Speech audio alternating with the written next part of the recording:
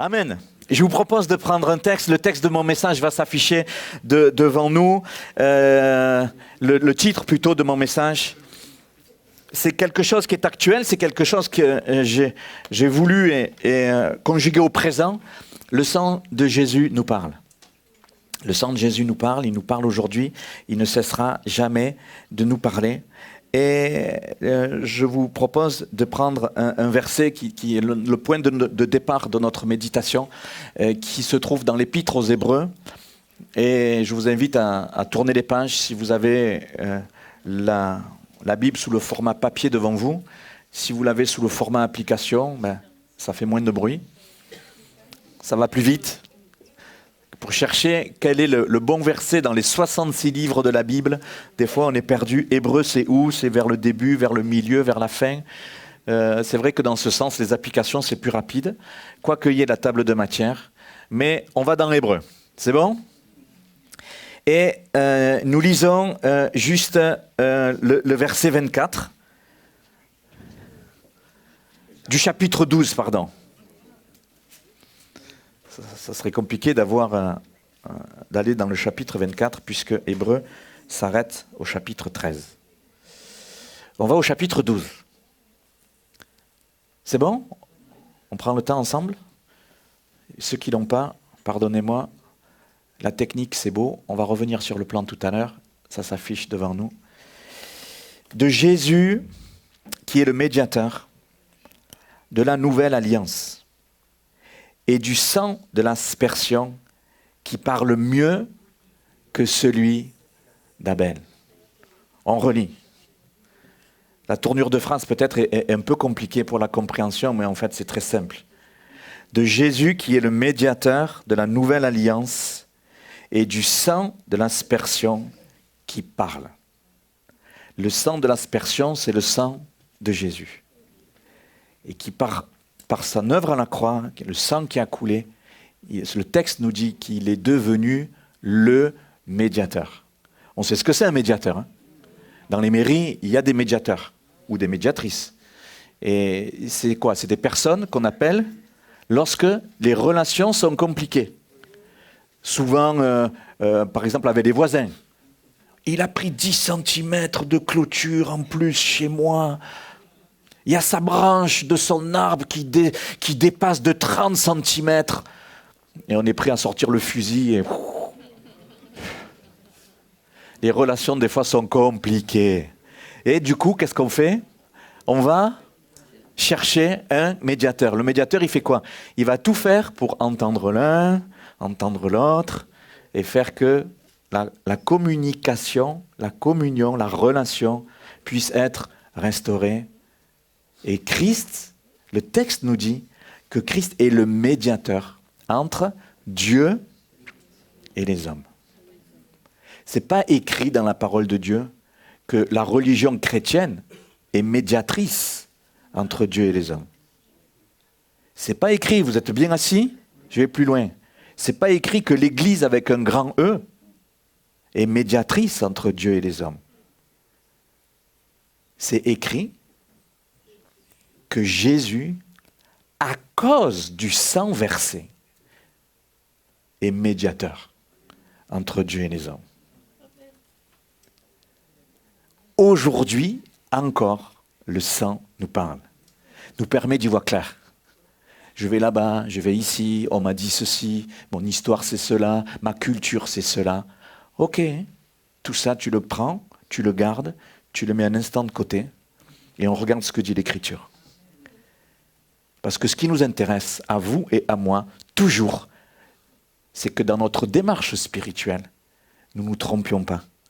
Je veux être connecté avec le Dieu de la Bible, le Dieu créateur, le Dieu qui m'aime, au point d'avoir donné Jésus.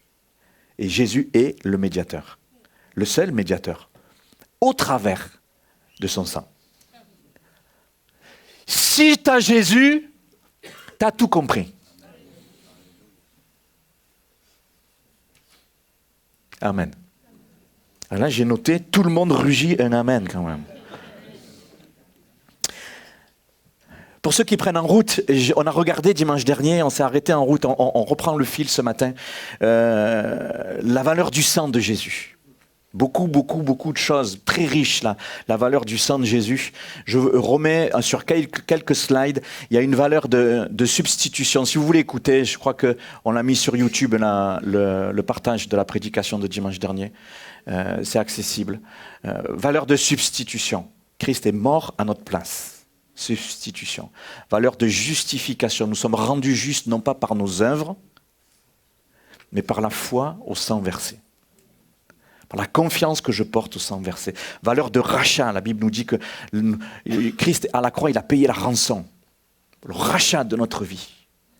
Une valeur de rapprochement et de réconciliation entre Dieu et les hommes. On vient de le dire un peu différemment au travers de ce verset. Et puis aussi les hommes entre eux. Oui. L'œuvre de Christ, elle est verticale. Moi et Dieu, Dieu et moi, dans mon intimité personnelle. Mais en même temps, il me donne un pouvoir, une force, une envie de me réconcilier avec des relations brisées. Toute une histoire, hein? Toute une vie, toute une destinée, toute une manière de vivre. Formidable. Tout ça, c'est grâce au sang. Et une valeur d'alliance. Et on le voit dans notre texte, Jésus est le médiateur de la nouvelle alliance.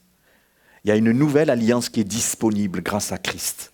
L'œuvre de la croix nous ouvre une nouvelle alliance. C'est pour ça que tout à l'heure, on va prendre le pain et le vin. Pourquoi ?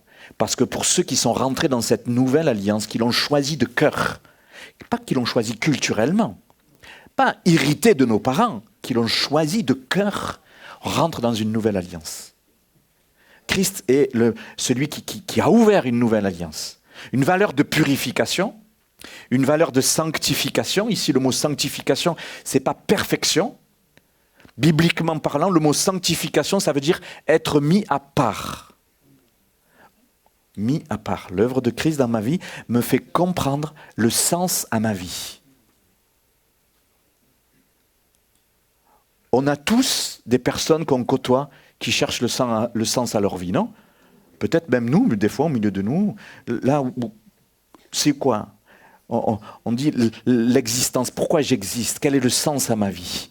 Eh bien, la valeur de sanctification, c'est être mis à part pour Dieu. Ah, oui, ok. Si je comprends ça, ça donne un sens à ma vie. Un sens pour ici-bas, mais un sens qui traverse et qui va jusque dans l'éternité. Valeur de sanctification. Valeur de moyen d'entrer dans la présence de Dieu. Pas besoin de prier 50 ans pour rentrer dans la présence de Dieu. Dans ta voiture, les yeux ouverts, tu parles à Jésus, tu es dans sa présence. Les yeux ouverts, hein ? Tu fermes les yeux quand tu es chez toi, tu te mets à genoux au pied de ton lit si tu as envie, ou tu te balades en forêt, tu parles au Seigneur. Il est là, il te répond, parce que la Bible le dit. Il n'y a pas une posture adéquate, il n'y a pas un endroit adéquat, forcément. La présence de Dieu est ouverte. Dieu est un Dieu accessible. Dieu est un Dieu accessible parce qu'il veut que nous comprenions qu'il est aussi un Dieu relationnel. Une relation avec chacun de nous. Valeur de moyen d'entrer dans la présence de Dieu. Et puis pour terminer, on avait vu la valeur de délivrance, de tout ce qui nous tient, tout ce qui est noir, tout ce qui est mauvais, tout ce qui crée de la peur, tout ce qui crée des angoisses, tout ce qui crée du trouble, et besoin d'être délivré de ces choses-là. Nos pensées soient éclairées. Alléluia. Et valeur de victoire, bien sûr, sur le diable et sur les principautés démoniaques. C'est très riche tout ça. Et je vous encourage, on a détaillé de plus près à écouter si ça vous intéresse. Ce matin, on va plus loin et je voudrais, après ces aspects qu'on peut dire un peu de la valeur du sang de Jésus, un peu théologique, on va dire, un peu technique peut-être, avec des mots un peu compliqués, je voudrais qu'on regarde une illustration du pouvoir du sang de l'agneau, du sang de Jésus. Et cette illustration, nous la trouvons au tout début de la Bible. C'est dans le livre de l'Exode, on ne va pas tout lire, mais on va lire seulement 1 ou 2 versets. Vous le lirez chez vous si ça vous intéresse. Exode chapitre 12. Quand Dieu a lui-même institué ce qu'on appelle la Pâque. Et ça a été institué avec le peuple de Dieu et avec Moïse depuis les temps anciens. Et cette Pâque a été instituée lors, plus précisément, de l'esclavage du peuple des Hébreux. C'était même pas encore le peuple d'Israël, c'était le peuple hébreu lorsqu'il était en Égypte. Et ce peuple hébreu qui était en Égypte, il était venu en Égypte à cause d'une famine qui avait eu historiquement, et elle est venue au temps de Jacob, papa Jacob venait rejoindre avec toute sa tribu, tous ses fils, il venait rejoindre Joseph qui accueillait toute sa famille en Égypte pour être sauvé justement de cette famille. Puis le temps a passé. Le pharaon qui était disposé et qui était propice à Joseph, qui était propice à sa famille, qui les a accueillis grandement, qui les a bénis, qui les a protégés, eh bien ce roi pharaon, il est mort. Et le temps a passé, de nouveaux pharaons sont venus. C'est vérifié historiquement, pas que bibliquement, c'est historique aussi. Et il y avait de nouveaux pharaons, et puis ces nouveaux pharaons étaient méchants par rapport au peuple des Hébreux, et ils les ont mis en esclavage, et l'esclavage a duré plus de 400 ans. Et après cela, le texte dit dans Hébreux, chapitre 1, que la vie des Hébreux était devenue amère, a été devenue difficile. Et ils étaient sous le joug d'une servitude très dure. Et ils se sont mis à crier à Dieu. Non, Seigneur, j'en peux plus. On n'en peut plus. Et le Dieu qui est de toute éternité, les a entendus, et les textes disent qu'il a suscité un libérateur en la personne de Moïse. Et puis, bien sûr, le pharaon de l'époque, il voulait pas voir partir toute cette main-d'œuvre pas chère. Vous parlez tout un pays, presque une nation, plusieurs dizaines de milliers, centaines de milliers de personnes sans les payer, et qui marchaient au rythme des coups de fouet. Et il y a eu une opposition, et c'est de là que sont sortis ce qu'on appelle les 10 plaies d'Égypte. Peut-être que vous l'avez entendu, on a fait des comédies musicales pour les plus anciens d'entre nous, et peut-être que même vous êtes allés la voir, cette comédie. Il y a eu des films qui ont été écrits. Malgré ces 10 plaies qui étaient la manifestation de la patience de Dieu envers Pharaon, le cœur de Pharaon, les textes disent qu'il s'est endurci, son cœur s'est fermé, et il ne voulait pas laisser partir le peuple de Dieu. Et c'est alors qu'on arrive à cette 10e plaie, cette 10e plaie. Des commentateurs disent que effectivement c'était Dieu qui a envoyé cette 10e plaie. Cette 10e plaie, c'était quoi? C'était la plus terrible. C'était la mort des premiers-nés dans tout le pays d'Égypte. La mort des premiers-nés.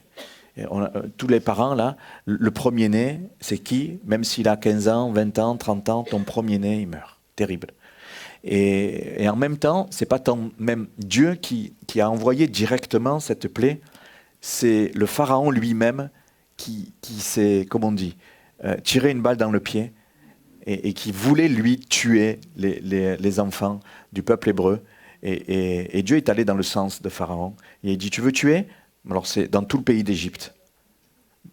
Ceux que tu veux tuer, ils mourront. Et ça sera cette 10e plaie. Et c'est pas le mathématique de ce matin, mais c'est interpellant de dire que Dieu va dans le sens de nos cœurs. Nous sommes responsables de ce qu'il y a dans notre cœur.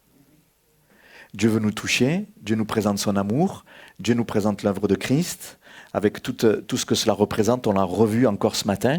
Mais si mon cœur reste fermé, Dieu nous laisse, et il nous laisse continuer dans le sens de cet endurcissement. Donc prions pour vérifier que notre cœur soit tendre. On peut avoir de l'incompréhension, on peut avoir des questions, mais Seigneur, je ne veux pas avoir un cœur fermé. Amen.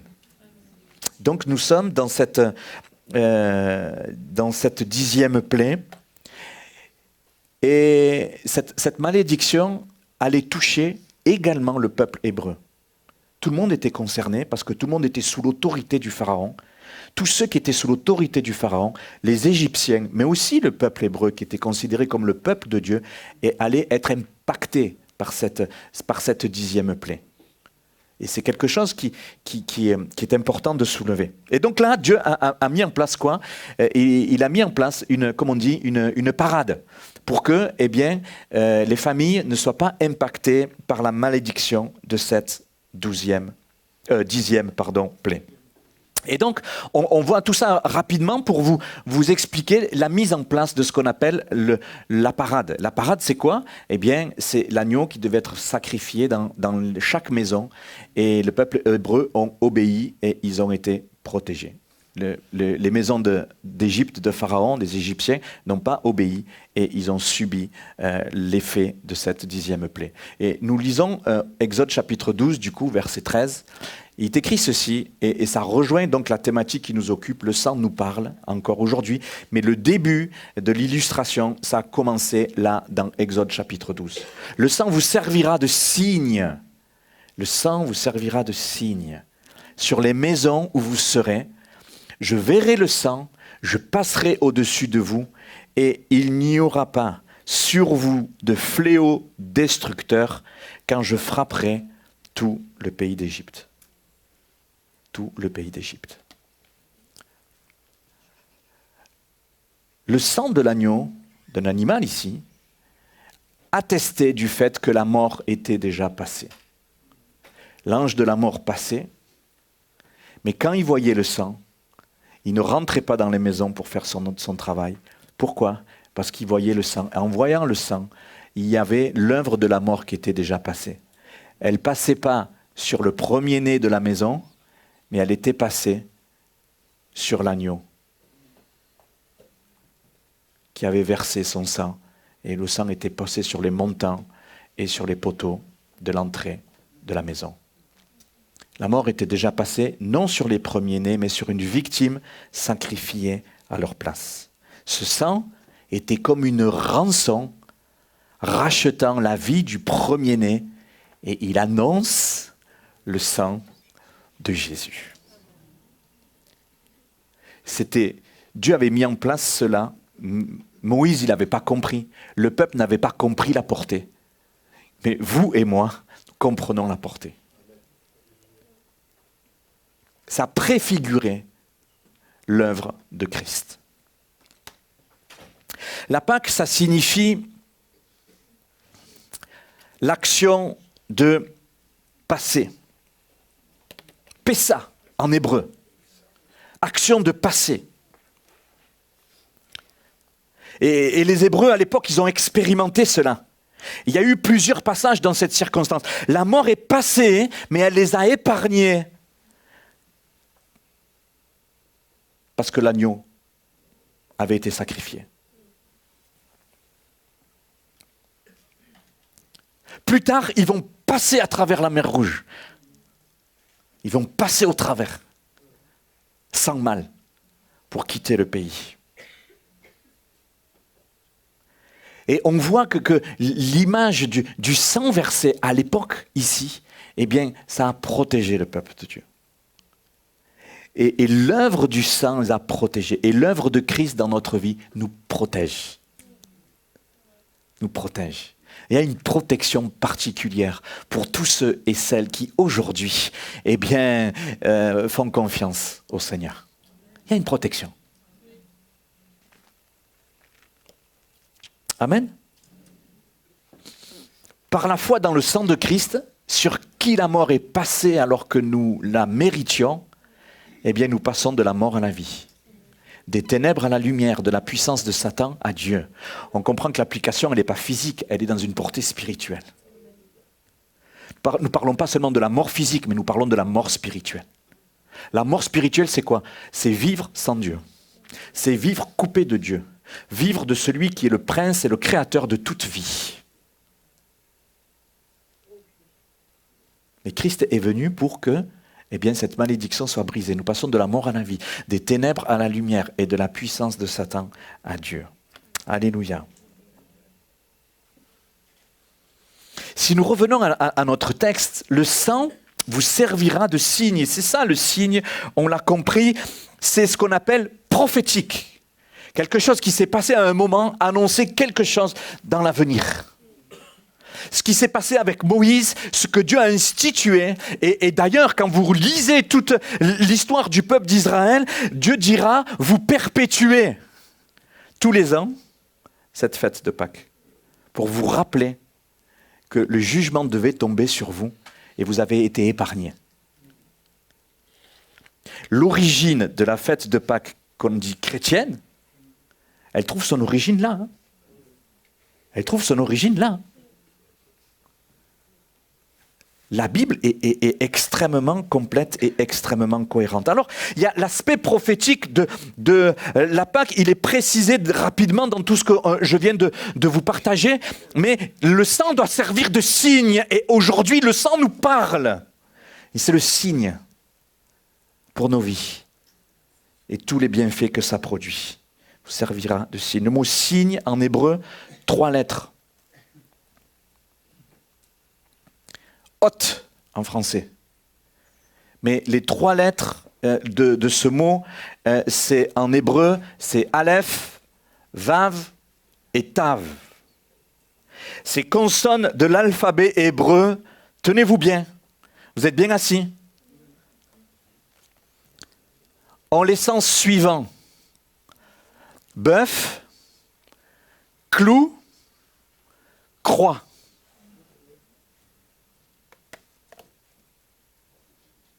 Le mot signe, littéralement, les 3 lettres, elles ont une signification. Bœuf, clou, croix. Ça va, le cerveau, il fonctionne? Elles ont un sens prophétique du sacrifice de la croix. Le bœuf, l'image de la victime. Le clou, les clous qui ont percé les mains et les pieds de Jésus. La croix, là où il a été cloué. Donc depuis les temps anciens, dans les mots mêmes qui sont employés, dans la mise en place de la Pâque, il y avait déjà l'œuvre de Christ qui était prête. Depuis toute éternité, l'œuvre, le plan de salut pour toute l'humanité, face à la mort, face à la séparation, face aux ténèbres, le plan était plié, était prêt. Et les textes prophétiques disent jusqu'au temps marqué. Christ est venu pour accomplir ce qui avait été préparé depuis toujours. Pour chacun de nous. Gloire à Dieu. Le sang nous parle. Il parlera toujours. Et cette mise en place, la manière dont ça a été fait, les mots qui ont été employés ont un sens prophétique du sacrifice de Christ. C'est pour ça qu'il n'y a sur la terre, dans le ciel, et même sous la terre, aucun autre nom qui ne puisse être donné aux hommes par lequel nous pouvons être sauvés.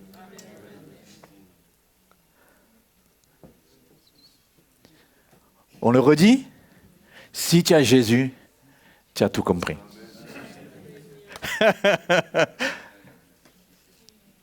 Eh oui, gloire à Dieu.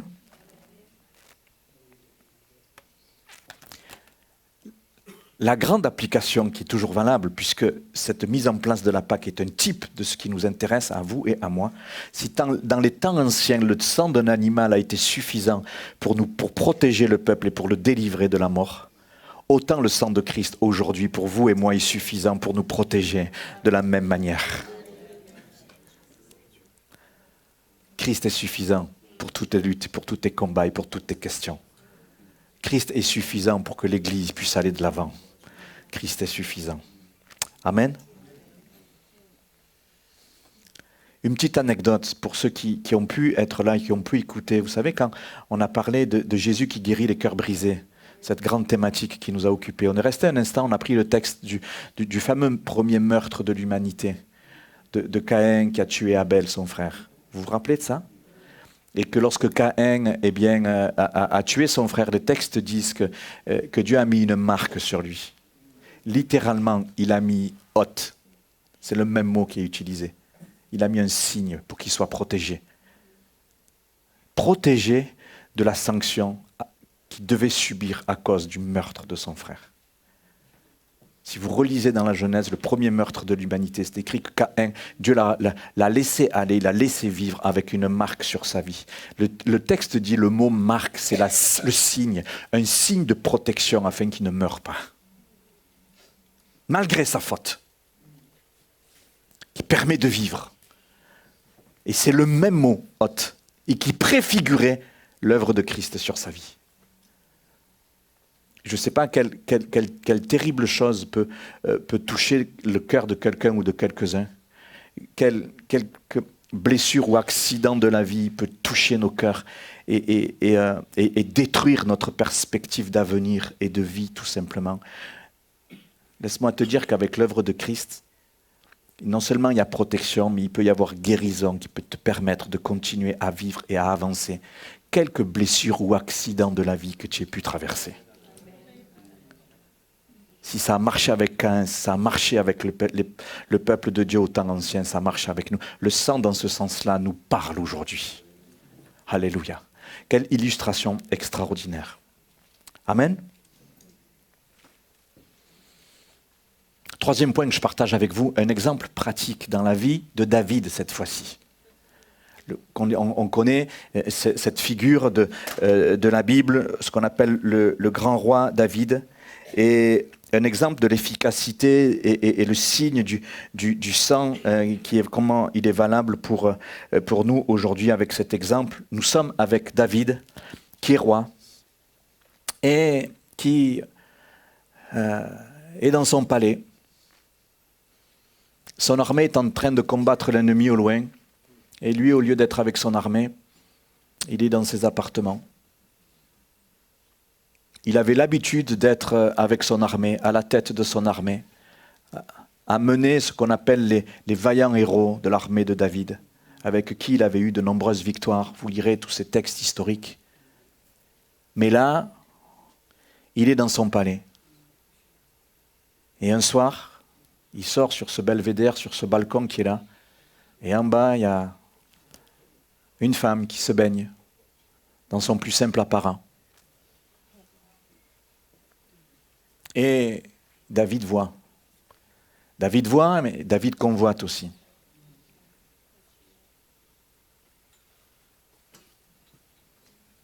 Il se passe ce que vous savez, plusieurs. Il ira envoyer chercher cette femme, il commettra un adultère avec elle. Et comme si ce n'était pas suffisant, son époux, qui était, lui, en train de combattre dans l'armée du roi David, pendant que David était avec sa femme, il enverra un messager pour dire, tu vois, Uri le Héthien, tu le mets au plus fort de la bataille. Et ce qui devait arriver arriva, il mourra dans le feu de la bataille. Pour protéger l'adultère, il commettra un meurtre. On connaît cette histoire. Et pourtant, par ailleurs, les textes disent que David était un homme selon le cœur de Dieu. C'est choquant pour nous. Comment est-ce qu'on peut être appelé par l'Écriture, inspiré par le Saint-Esprit, un homme selon le cœur de Dieu, et en même temps avoir été capable du pire? Qu'est-ce que c'est qui fait qu'il peut y avoir une différence? Tout simplement, un cœur vrai et honnête qui se repent devant Dieu, qui demande pardon pour sa faute, qui abandonne sa faute et qui cherche malgré tout, envers et malgré tout, à être pardonné par son Dieu et restauré par son Dieu pour continuer à avancer. C'est ce que lui a fait. Caïn, à l'époque, n'avait pas su le faire. Malgré tout, il y aura un signe. Et David, eh bien, il va être touché, il va avoir le cœur brisé. Et le Seigneur va l'entendre et continuer à se servir de lui en lui pardonnant. C'est l'amour de Dieu, c'est extraordinaire. On l'a chanté avec Dieu, on a toujours une seconde chance lorsqu'on vient à lui avec un cœur repentant. Mais moi, je dirais, avec Dieu, on a toujours une énième chance. Parce que je crois qu'on ne se trompe pas que 2 fois dans une vie. Avec le Seigneur, il y a toujours une énième chance. Amen. Quelle patience que le Seigneur a extraordinaire. Et le prophète Nathan, qui était aux côtés de David à cette époque-là, prophète de Dieu, Dieu va lui parler. Et Nathan va parler à David. Il va lui raconter une histoire de berger, de brebis. Il va dire, non, ah bon, quel scandale. Et Nathan va le confronter, il va dire, mais tu es cet homme-là. Toi qui avais un troupeau avec plusieurs femmes, qui avait tout, tu es allé chercher cette brebis qui était l'image de Bathsheba. Tu l'as pris à son mari, lui il n'avait que elle, et tu lui as pris. Et de manière imagée, David comprend. Et Nathan lui dit, mais tu es cet homme-là. Tu dis qu'il faut qu'il meure, mais toi tu es cet homme-là. Et c'est à partir de là qu'il va écrire sous forme de prière, sous forme de chant, le psaume, notamment le psaume 51. Vous le relirez chez vous. Et le psaume 51, on ne peut pas tout lire là ce matin, mais le psaume 51 est un psaume de repentance. C'est une prière chantée. Les psaumes, vous savez que c'est des chants. C'est une prière chantée qui dit « Seigneur, je suis un boucan ». Bon là, je vous le dis à la Jacques, mais le psaume 51, c'est un beau chant. C'est un beau psaume. Et je mets juste devant nous le verset 9, par rapport à ce qui nous occupe. Il dira, purifie-moi avec l'hysope et je serai pur. Lave-moi, sous-entendu mon cœur, et je serai plus blanc que la neige. À l'époque, l'hysope, c'était un arbrisseau sur lequel Dieu avait dit, tu prends une branche de cet arbrisseau. Quand il avait dit à Moïse, cette histoire de Pâques, vous le faites tous les ans. Et il fallait prendre l'hysope, et lorsque il y avait des sacrifices particuliers, ce n'était pas tous les sacrifices, mais des sacrifices particuliers, celui qui faisait les sacrifices à l'époque, le sacrificateur, il prenait les branches, il trempait la branche dans le sang de l'agneau, de l'animal sacrifié, et il aspergeait à droite et à gauche, 7 fois, sur l'arche de l'alliance, ce qu'on appelle le propitiatoire, sur le couvercle, 7 fois. Et je ne sais pas ceux qui étaient là dimanche dernier, une parole a été apportée, un éclairage particulier a été apporté sur ces 7 fois. Il fallait asperger 7 fois. C'est l'image de l'œuvre de Christ, du sang qui a été apporté dans la présence de Dieu pour le pardon de nos fautes. Et David savait ça. David s'était rappelé de ça. Et il dit, voilà, je viens avec toi, avec l'hysope. Sous-entendu, asperger de sang. Et le sang a besoin d'être aspergé sur ma vie parce que j'ai grandement fauté. Et par ce biais-là, il dira, il comprendra, mais c'est le seul moyen pour être pur. Moi qui suis sale. Pour être blanc alors que je suis sali. Que je suis souillé. Et c'est quelque chose d'extraordinaire. Et ça préfigurait l'œuvre de Christ. Les 7 fois, c'est les 7 moments où, sur son chemin de croix, le Seigneur a versé le sang. Une fois à Gethsémanée, il a prié, les gouttes de sang sont sorties de son front, première fois. Deuxième fois, les coups de fouet, le sang versé. Troisième fois, la couronne d'épines, le sang versé.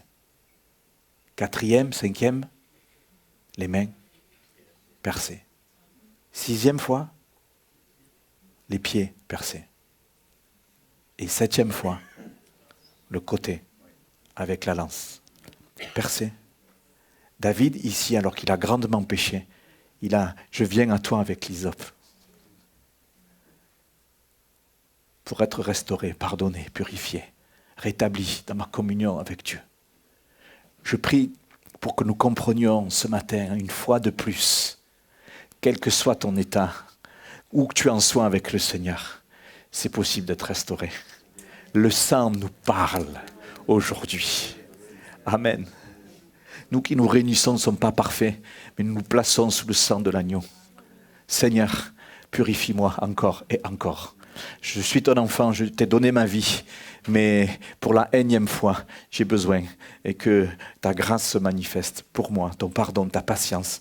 Elle ne peut se le faire elle ne peut être faite qu'au travers de l'œuvre de Christ. David l'a compris. David, ici, en invoquant cela, il invoque l'efficacité des effets du sang pour être racheté et pour être pardonné. C'est pour ça que le texte dit « Le sang de Jésus nous purifie de tout péché ». Le sang des animaux, à l'époque, il couvrait le péché, mais le sang de Christ efface le péché. Il y a une grande différence. Il y a une grande différence. Il suffit de croire. Alléluia. Pour que ça marche, entre guillemets, pour que ça soit agissant dans notre vie, il faut que celui ou celle qui l'invoque ait une attitude comme l'attitude de David. De reconnaître, de dire wow, « c'est moi ». Non, ce n'est pas les circonstances. Des fois, on se met des circonstances atténuantes. Hein. Oui, mais c'est les autres, c'est parce qu'ils m'ont fait souffrir. C'est pour ça que maintenant je suis contre Dieu. Oui, d'accord, on entend. Mais nous sommes responsables. Ici et maintenant, qu'est-ce que je fais? De répondre à cet amour extraordinaire. Alors je ne veux pas chercher à me justifier, je ne veux pas rejeter la faute sur les uns, sur les autres ou sur les circonstances. Je ne veux pas me retrancher sur rien, je veux faire comme David. Seigneur, toujours je veux que l'efficacité du sang de l'agneau, elle soit dans ma vie. Puissance et vérité, comme on l'a chanté. La croix est toujours puissante. Alléluia, pour faire ce qu'il y a à faire. Amen. Et il le dira dans ce psaume 51, si on remonte le verset 6, on ne va pas tout lire, mais ce verset il me semble intéressant, il dira « J'ai péché contre toi seul ». Il n'a pas dit « Ouais, mais c'est Bathsheba, pourquoi elle est venue? Aussi, elle s'est baignée toute nue, quelle idée ?» Non, j'ai péché contre toi seul. Et j'ai fait ce qui est mal à tes yeux, en sorte que tu seras juste dans ta sentence et sans reproche dans ton jugement.